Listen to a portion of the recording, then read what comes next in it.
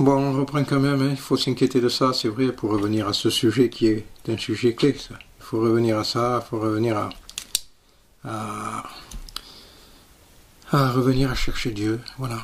C'est vrai, parce que bon, c'est vrai que des fois, hein, on est trop terre à terre, et les gens qui passent par ces situations-là, tu sais, quand ils se retrouvent dans ces hôpitaux, dans ces chambres, je dirais, ils se questionnent certainement, hein. Tu sais, il y a beaucoup de questions qui doivent venir, là, hein. Et ça, je le crois de tout mon cœur, là, hein. Quand ils se trouvent seuls, là, branchés comme ils sont branchés, certains, tu sais, tu lèves les yeux, là, tu te dis, et maintenant, tu vois. Et je dis, ce qui est triste, c'est qu'il faut en arriver là pour que les hommes se tournent vers Dieu, tu vois. Mais encore si c'est salutaire, je dis, bon, donc tu dis, eh bien, dans le mal, c'est bien. Parce que ça trouve une bonne issue, quand même. Parce que je suis certain qu'il y en a qui se repentent.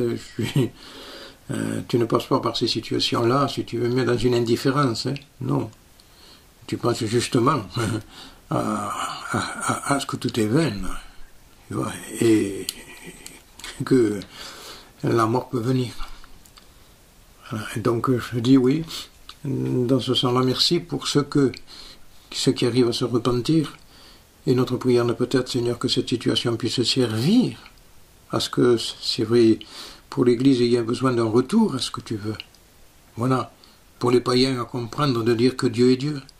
Que la preuve en est, je dirais, tous les hommes tournent en rond, là. Tous les chefs d'État ne savent plus où tourner de la tête. Voilà. Que les hommes, c'est des hommes qui ont besoin de Dieu. Voilà. Mais il faut aussi qu'ils comprennent ça, qu'ils quittent leur trône, comme le roi de Ninive, tu sais. Il faut qu'ils quittent leur position. Non, de dire on a besoin de Dieu. Ce serait bien, hein, s'ils arrivaient à ça, que les hommes politiques, au lieu de faire des discours où tu entends, si tu aimais tout ce qui va pas, leurs besoins, il manque de ça, je dirais, c'est très bien. Mais de dire, c'est nous avons besoin de revenir à Dieu. Tu vois, nous avons besoin de lever les yeux. Parce que vraiment, on est sorti du plan de Dieu. C'est normal tout ça. Et que quand on le réfléchit bien, tu dis quand même, on se moque des choses de Dieu là. Hein. Personne ne parle de Dieu. On a des lois contraires à Dieu. Voilà. On favorise le mal maintenant. Mais tu te rends compte, le péché s'installe maintenant. Alors tu ne peux plus le toucher. Parce que c'est toi qui te fait pénaliser. Je dis, mais c'est pas comme ça quand même. Quand est-ce que les gens reconnaîtront maintenant que c'est la dérive, ça, pour l'humanité, que les jugements vont venir. Vous croyez qu'on se moque de Dieu comme ça? Et on se moque de Dieu, maintenant. Voilà, ils ont leur pensée, ils se croient. Non, là, il arrive à un moment donné que Dieu est obligé, si tu veux bien, par des circonstances, de te faire baisser, de t'abaisser.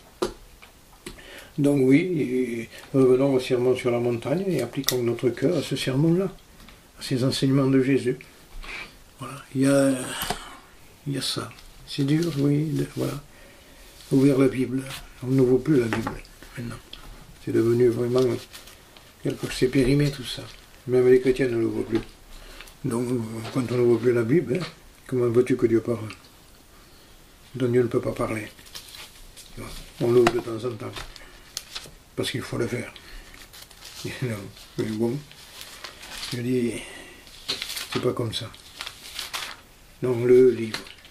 Il faut ouvrir le livre et le Seigneur, que cette parole me parle. Et donne-moi ta grâce pour que je la comprenne.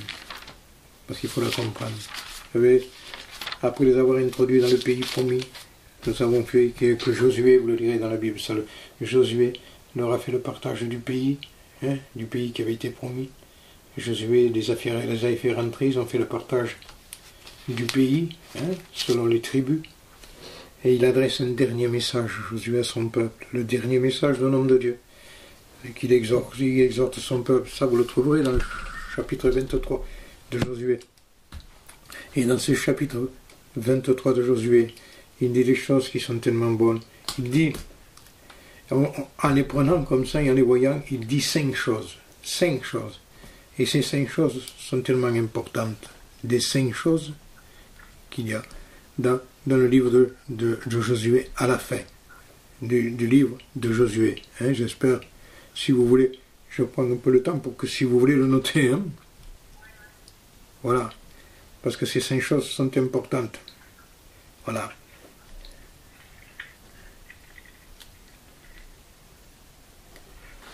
Voilà.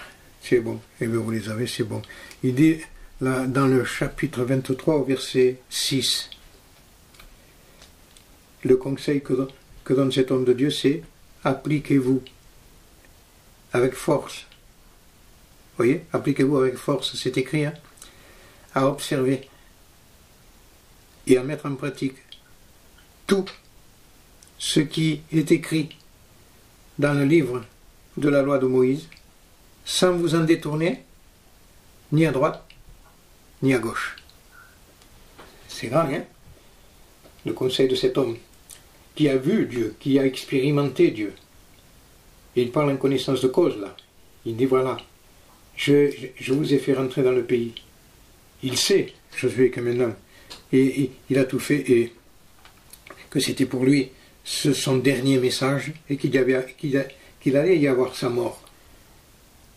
Alors, ces conseils sont, je dirais, très importants pour le peuple d'Israël, parce que nous verrons, il a été vu par la suite, qu'ils n'ont pas appliqué leur cœur comme il le fallait.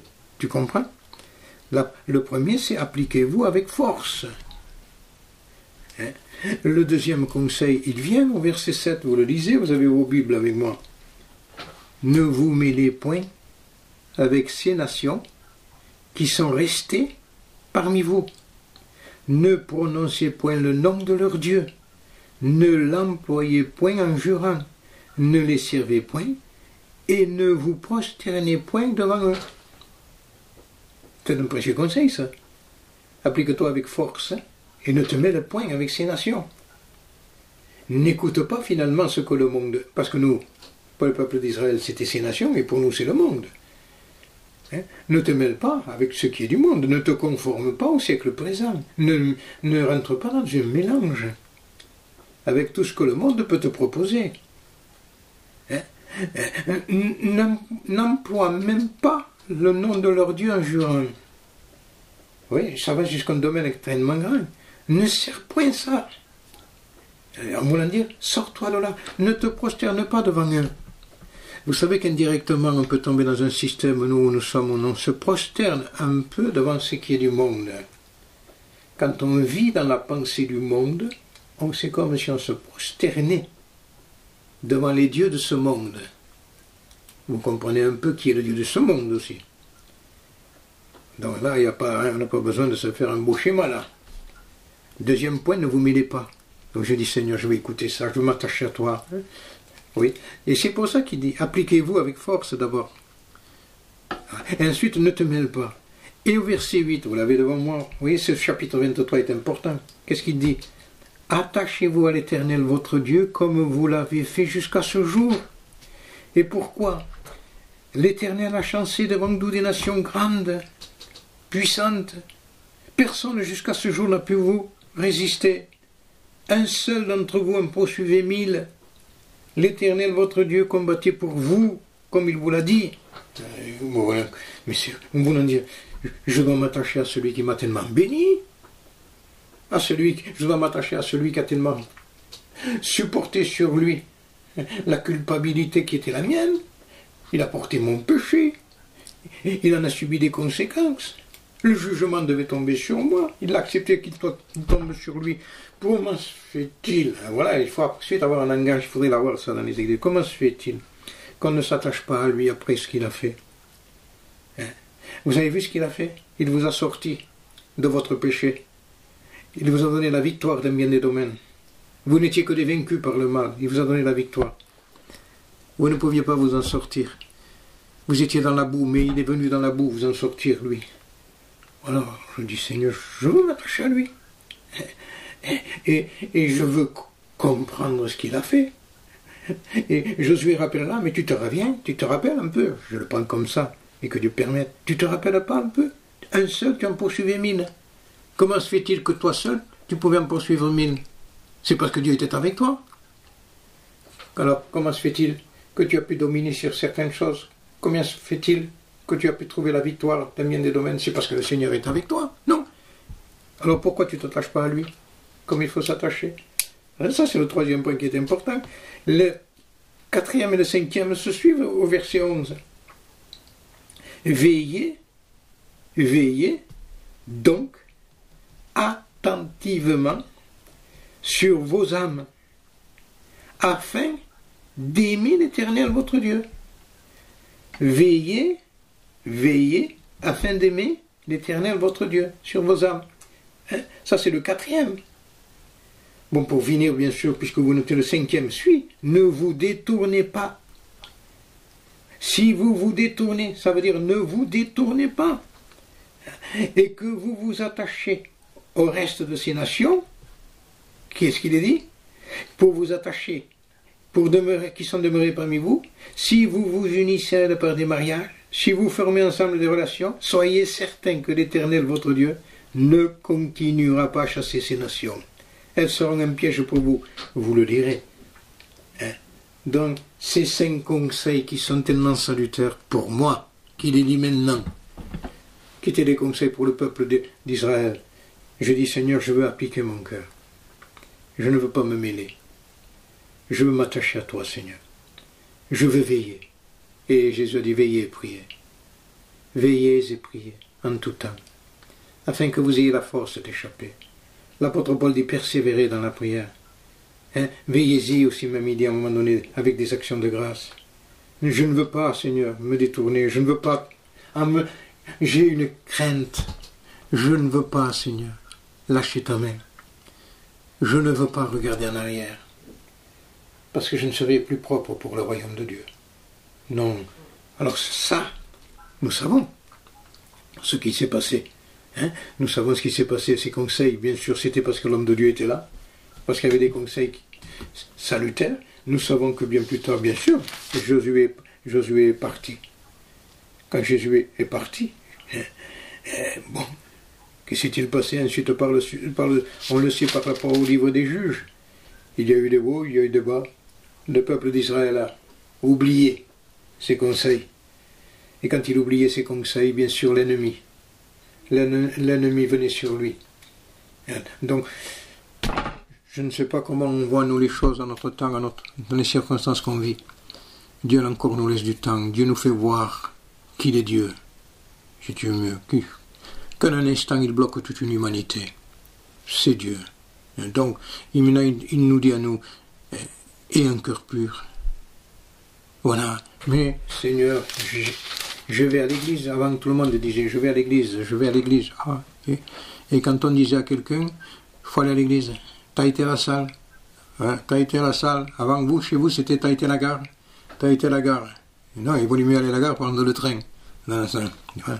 Voilà. Tu as été à la gare, tu as été à l'église, tu as fait... Bon, il y a celui-là qui vient, il y a celle-là qui vient. Maintenant, parce qu'on dira aussi, il y a celle-là qui vient. Bon, mais non, c'est pas ça. Tu as été dans ta chambre, tu t'es fermé. Voilà. Ah, voilà. Tu dis, mais comment je vois 4 murs. C'est bien que tu vois 4 murs. Toi, tu vois 4 murs, mais Dieu te voit toi. Voilà ce qui est important. Mais comment alors je prie et je ressens rien. Je ressens rien. Et mais il t'a pas dit de ressentir quelque chose, il t'a dit de prier. Il t'a dit qu'il te voit là. Mais alors qu'est-ce que je fais? J'ai dit, eh bien montre-moi mon cœur, Seigneur, comment il est. Et que tu es méchante. Et que tu as des pensées de critique. Tu critiques, tu dis celle-là, celui-là. Tu critiques au fond, quand même. Ne me dis pas non, je dirais oui. Alors, deux têtus, quand deux têtus sont ensemble, ça fait du mal. Ils se tuent en parole, en quelque sorte. Donc je dis non, que ton cœur est mauvais. Franchement, entre nous soit dit. On ne peut pas tromper Dieu, puisque Dieu le sait. Donc il pourrait nous dire, c'est vrai Seigneur, je suis comme ça. Et je suis prompte à juger.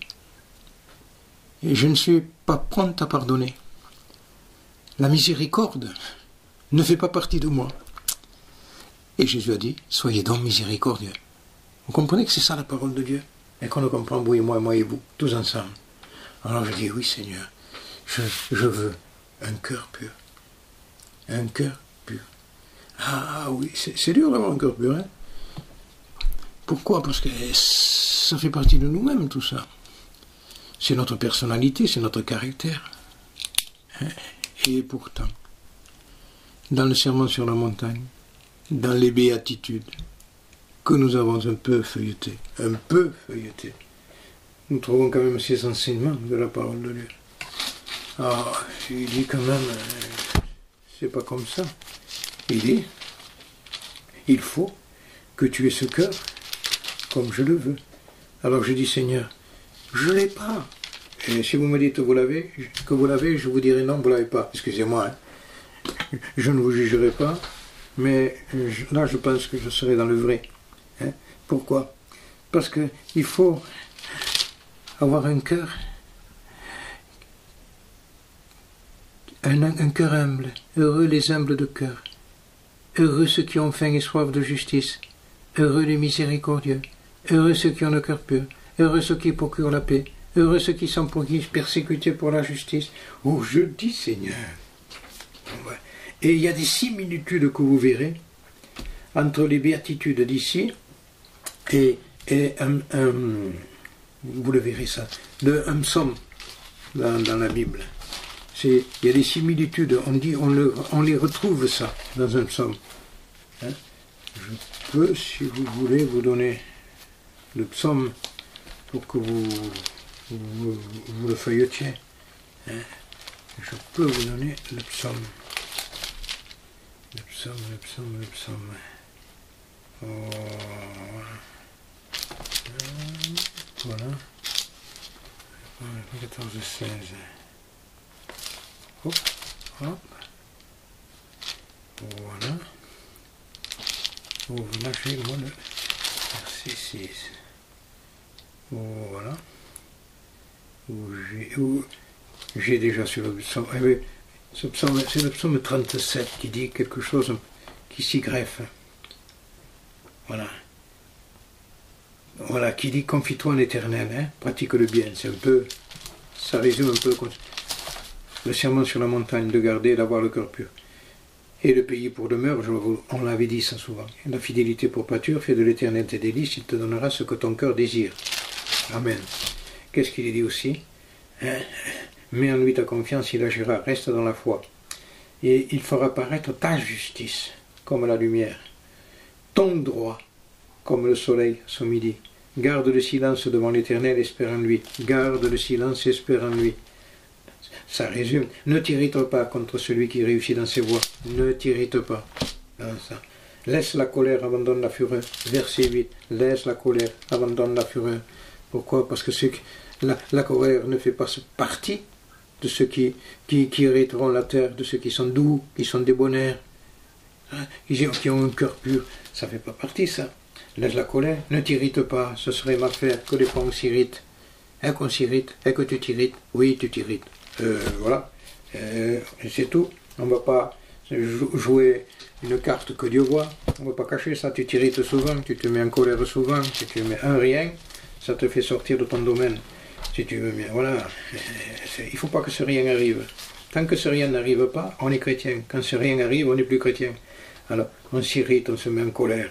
Il ne faut pas laisser la colère, il faut la laisser la colère. Il ne faut pas s'irriter. Je dis, ceux qui espèrent en l'Éternel posséderont le pays. Reste dans l'espérance. Dieu a parlé beaucoup dans l'espérance. Donc il faut avoir de l'espérance. Je dis que, Seigneur, mais quand même, comment je dois faire? Eh oui, hein, vous ne posez pas la question, comment je dois faire? Je dis, Seigneur, comment on doit faire? Finalement, je la pose avec vous la question. C'est quand on parle avec le Seigneur. Comment on doit faire, Seigneur, pour arriver à ce que toi tu demandes? Parce que tu dis, Seigneur, tu me donnes un portrait d'un homme du royaume des cieux, mais Seigneur, vous le réalisez ça, et vous et moi et vous, parce que là on est dans le même sac, nous tous. Eh bien, Seigneur, je peux pas. Je peux pas être cet homme des béatitudes. Je peux pas être cet homme du sermon sur la montagne. Parce que, Seigneur, je ne suis pas. Moi, Seigneur, et c'est pour vous aussi, hein. Si on te frappe sur la joue, moi, Seigneur, je frappe de suite l'autre. Hein? C'est nos sentiments. Non, nous. Hein? Bon, moi, si on me demande quelque chose, non, je ne donne pas, moi. Si on me demande mon manteau, je ne donne pas ma tunique, moi. Non, j'ai pas ces sentiments-là, moi. Et qu'on ne les a pas quand même, hein. Il faut dire ce qui est. Alors, qu'est-ce que ça veut nous faire voir, ça? Ça veut nous faire voir cet homme-là, celui qui s'y greffe le plus à cet homme, celui qui est cet homme, celui qui a donné le témoignage qu'il était dans ce domaine-là, c'est pas le Adam d'avant, c'est le nouvel Adam. Le sermon sur la montagne, l'homme du royaume des cieux. Cet homme-là, quelqu'un en a donné une image extraordinaire, c'est Jésus. Jésus, c'est cet homme-là. Et comment alors vivre moi ce serment sur la montagne qui me demande humilité, qui me demande repentance, miséricorde, qui me demande tellement un pardon. Alors comment l'être? Eh bien je dis Seigneur, je ne suis pas, mais je veux l'être. Je n'y arriverai jamais moi. Mais toi Seigneur, c'est toi. Vous voyez que si vous n'avez pas une communion, si nous n'avons pas une communion profonde, on sera chacun de nous par notre nom. Dolo sera Dolo. Et avec toute sa liste de Dolo. Voilà, elle a une liste aussi. Marcel, n'en parlons pas non plus. J'ose pas parler de Suzette. Elle doit avoir aussi une petite liste avec le respect que je lui donne dans un sens. Moi, j'ai une liste, moi aussi. Tu vois, alors, elle est grande la liste. Je la cache la liste. Mais si tu veux la mettre, la liste, tu dis, hey, t'es ça, toi? Je dis non, c'est plutôt, je dirais non, c'est, mais vous avez chacune votre petit truc, votre petit caractère, votre petite personnalité, que des fois, si les murs pouvaient parler, ils en diraient les choses chez vous. Hein? Il y en aurait plein, hein? Il n'y aurait plus une trace. Vous devriez tout refaire dans ça. Tout repeindre de fond en comble. Parce qu'il n'y aurait même plus de place dans les murs, ce seraient les plafonds ensuite. Hein, que c'est ça? Ça nous fait peut-être rire. Mais c'est ça. Et tu es ça. Tu es ça. Et entre toi et moi, ça ne rentre pas dans le ciel. Voilà. Alors, il faut voir ce que l'on est, reconnaître ce que l'on est, demander pardon pour ce que l'on est, avoir une intense communion avec Jésus, pour que justement ce soit sa vie en nous, sa vie en nous, sa vie au travers de nous. Le fruit de l'esprit, c'est l'amour, c'est la joie, c'est la paix, c'est la patience, c'est la maîtrise de soi. Vous voyez, ça c'est le fruit de l'esprit. De l'esprit. Ça, le fruit de l'esprit, c'est ce qui est de lui. Non? Vous le voyez comme ça? Si, il faut le voir comme ça. Mais les œuvres nôtres, vous voyez, j'ai donné des images, je vous ai pris à témoin chacune de vous. Et comme vous êtes raisonnable, du moins je l'espère, dans le sens, vous avez compris que c'est vrai. Et je ne me trompe pas, hein, finalement. Ce que je vous ai dit, c'est vrai. Et regardez un peu. Je reprends un livre, hein. Vous me permettez, vous avez des petits moments maintenant. Vous ne me dites pas non, oui, vous avez des moments. Vous voyez, il faut tout se prendre maintenant. Les œuvres de la chair sont la débauche, impureté, dérèglement, idolâtrie, magie, rivalité, querelle, jalousie, animosité, dispute, division, secte, envie, ivrognerie, excès de table, choses semblables. Ceux qui commettent de telles choses n'hériteront pas le royaume de Dieu. Galates. Épître de Paul à Galates, 5, 19. C'est grand, hein? Que ça nous reprend. Alors je dis, mais quoi, Seigneur? Et il me dit, écoute, lis quelques versets plus bas. 5, 22. Mais le fruit de l'esprit, c'est l'amour, la joie, la paix, la patience, la bonté, la bienveillance. Hein? C'est pas ça? La foi, la douceur, la douceur. Hein, c'est peut-être ce qui manque le plus, la maîtrise de soi.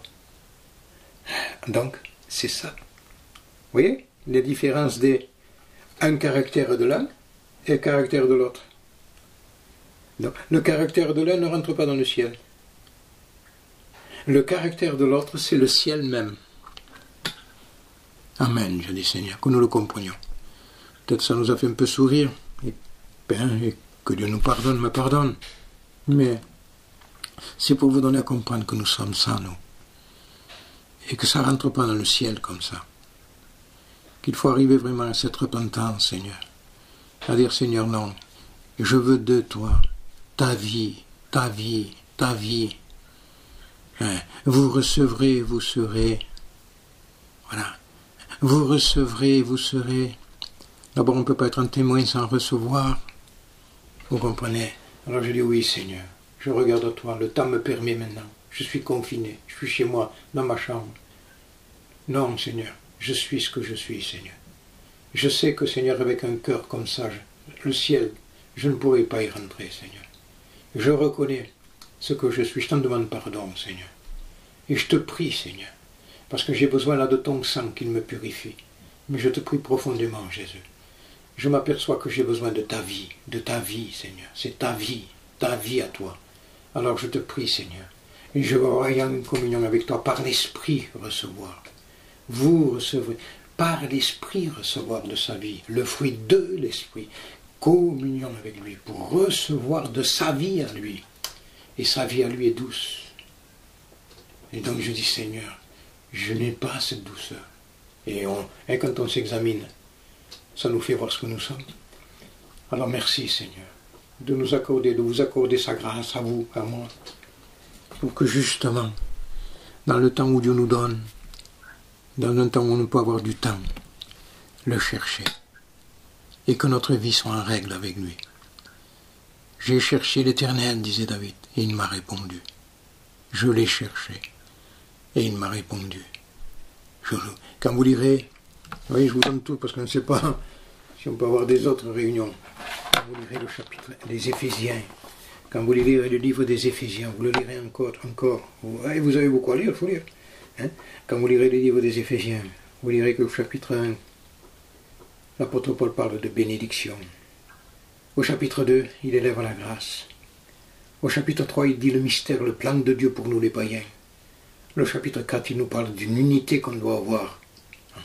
Et le chapitre 5 nous parle de la marche qui doit être la nôtre. Et le chapitre 6 se termine en nous disant quelle est l'armure que Dieu nous donne. Revêtez-vous de toutes les armes de Dieu. Et comme vous le savez, voilà. Cette armure, repassez-la. Inscrivez-vous là sur le cahier. Repassez tout ce qu'il vous faut. Dans ça. Et que nous devons tous avoir. On s'est dit certaines choses. Hein. Je pense que vous avez pris certains. Vous avez noté certaines choses. Repassez dans votre cœur ça.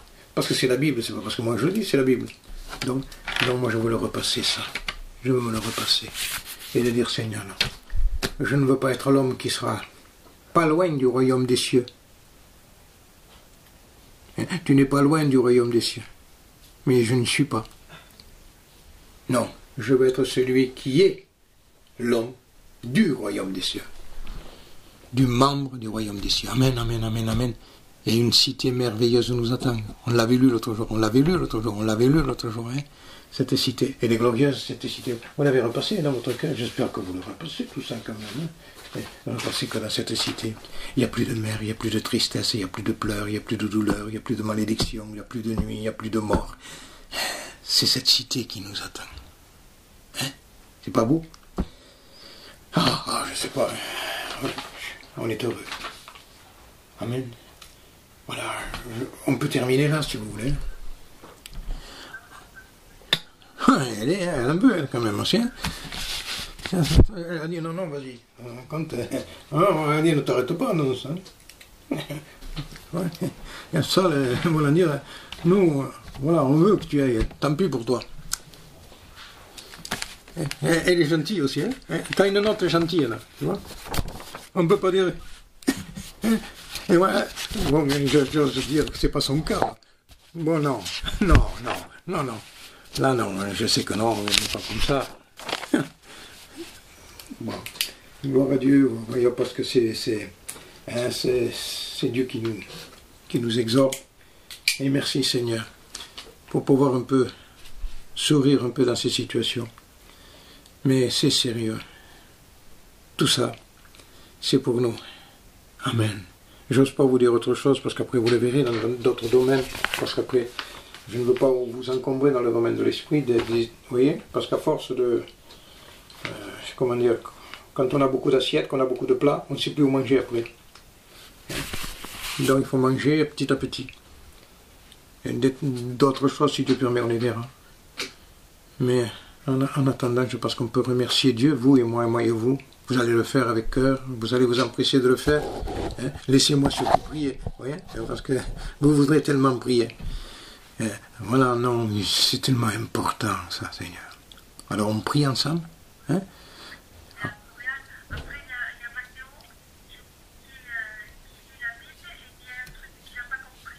Oui?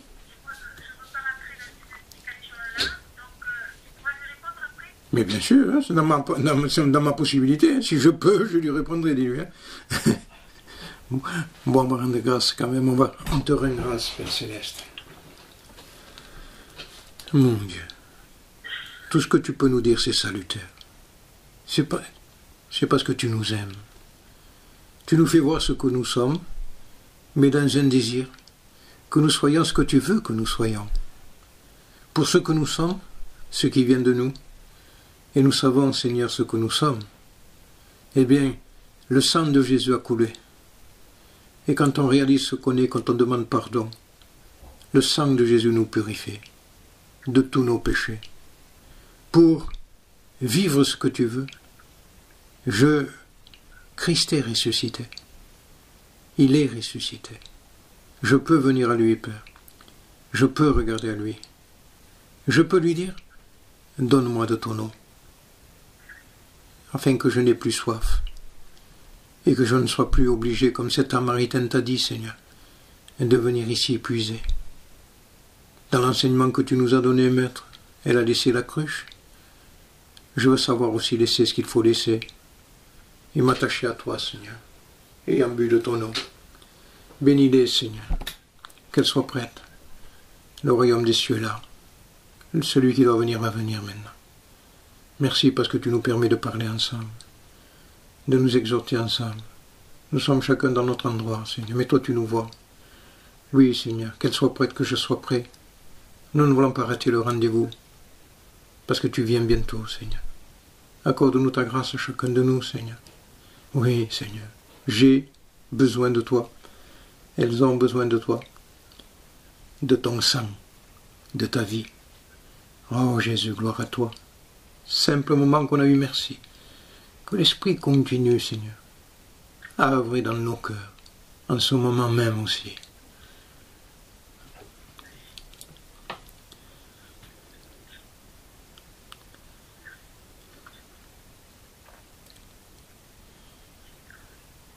Oui, Seigneur. À toi la gloire, oui, Jésus.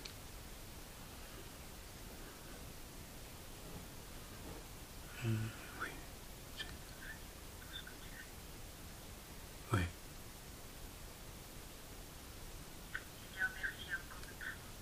Oh oui, Jésus.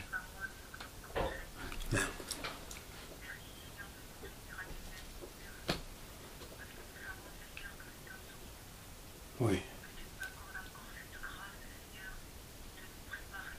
Oui.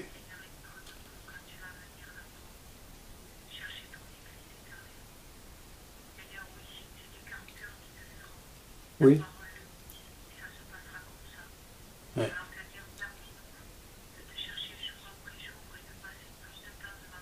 Je te prie, oui.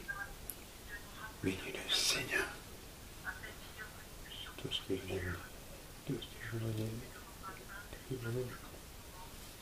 Tout ce que je l'aime pour les troubler.